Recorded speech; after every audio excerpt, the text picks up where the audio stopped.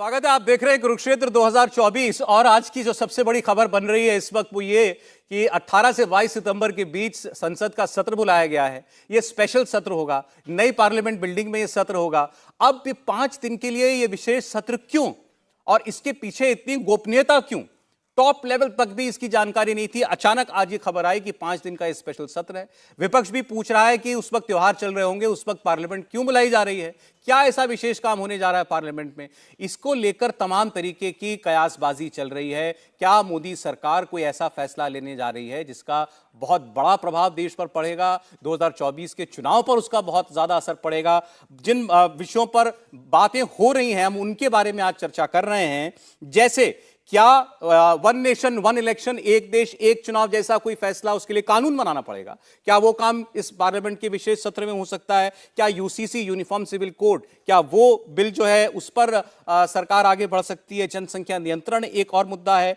इसके अलावा गरीब कल्याण से जुड़ी कोई ऐसा काम जिसके जरिए देश के सबसे गरीब तबके तक उसको संबल देने के लिए कोई बड़ा प्रयास किया जाए। दूसरा, प्लेसेस ऑफ वर्शिप एक्ट, जिसके तहत आप देख रहे हैं कि चाहे काशी का मुद्दा हो, मथुरा का मुद्दा हो, हर जगह यही बात आती है कि प्लेसेस ऑफ वर्शिप एक्ट की दीवार है उसके आड़े।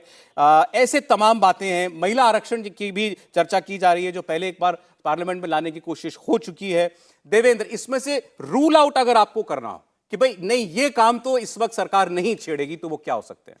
और सर, अब एक चीज छोड़ के, एक देश एक चुनाव, इसको छोड़ के लगभग सभी को रूल आउट किया जा सकता है। उसमें सबसे चटक और सबसे ज़्यादा जिस बात को लेकर चर्चा होती है वो यूनिफॉर्म सिविल कोड यानी कि समान नागरिक संहिता। कयासबाजी अपनी जगह, अंदाजा अपनी जगह, लेकिन जो सरकार की तैयारी है या सरकार का जो स्टैंड रहा है, मैं अंदर खाने की बात कर रहा हूँ, पब्लिक डोमेन में चीज़ें आने की नहीं, अंदर खाने जो तैयारी चल रही है उसके हिसाब से यूनिफॉर्म सिविल कोड केंद्रीय स्तर पर फिलहाल लाने की बिल्कुल भी कोई योजना नहीं है, ना उसकी तैयारी है। और ऐसा नहीं है कि इसकी मंशा नहीं थी।